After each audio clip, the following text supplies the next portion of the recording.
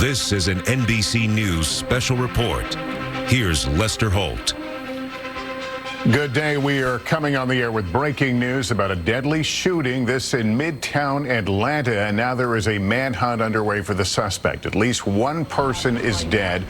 4 others are injured, according to police. It all began around 12:30 Eastern time at the start of the busy lunchtime rush and unfolded at a hospital complex called Northside Medical Midtown. There's an enormous police presence right now, also SWAT teams with medics. Also an armored car. Authorities have shut down the area. They're telling people nearby to shelter in place, lock where they are and shelter in place.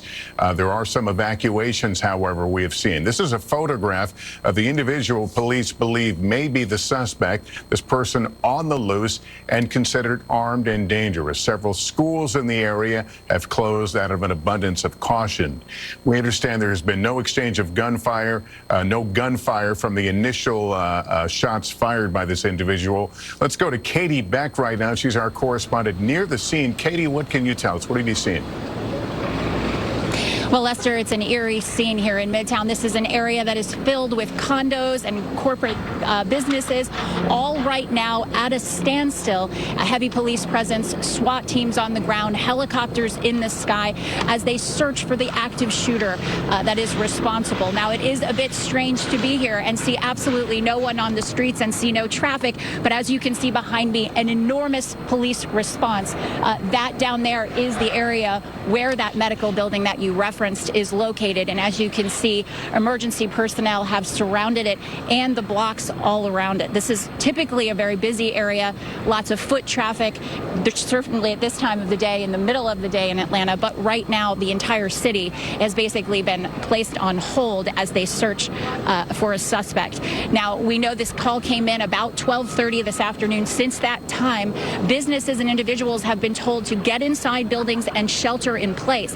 As you walk through the streets here in Atlanta, you can see people at the windows sort of looking out, checking their phones, trying to make phone calls.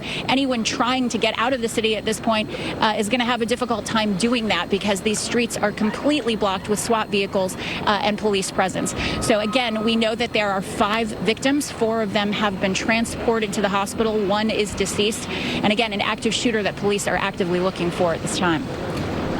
Katie, as you were talking, we saw some video of people wearing medical scrubs being led away. Is this like, I guess, so many urban medical centers that we're familiar with that it's actually a collection, a series of interconnected buildings? Yeah, this is part of a larger hospital chain here in the Atlanta area. This is sort of a satellite building to a larger hospital network. We're not exactly sure what type of doctor's office environment this was.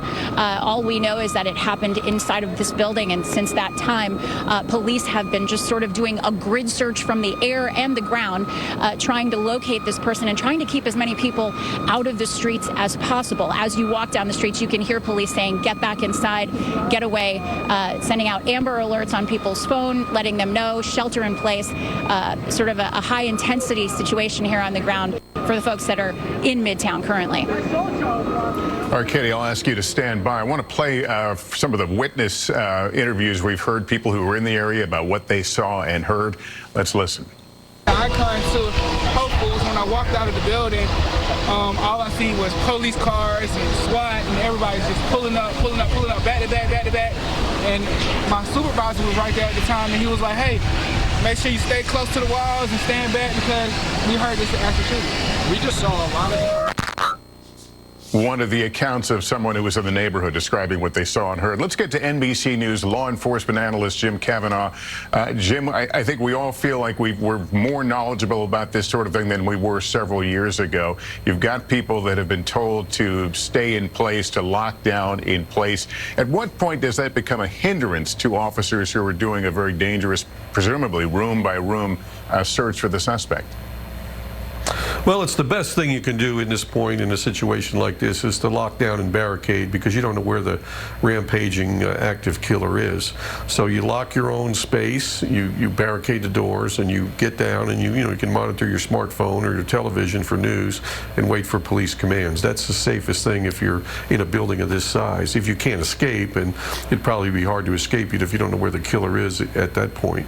So that's the right thing to do. Atlanta SWAT is clearly inside, searching and pressing to contact the killer.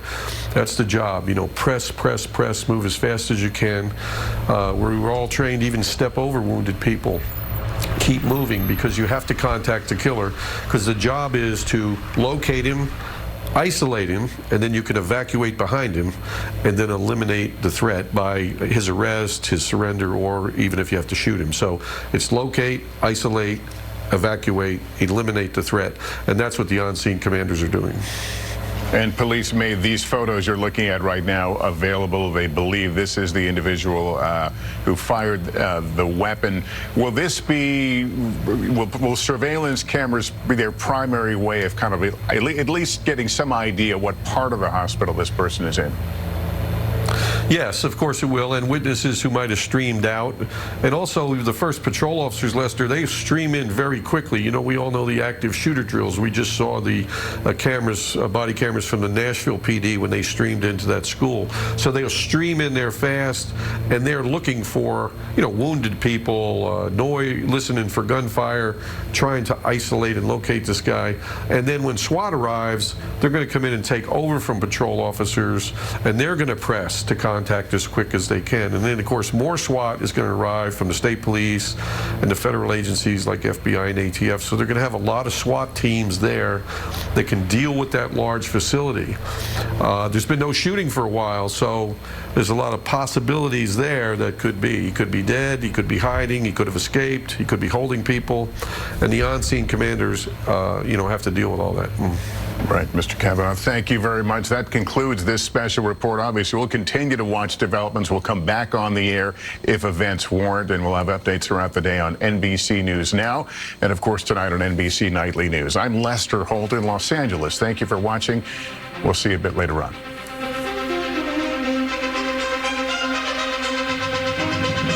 Yeah, I was about 4.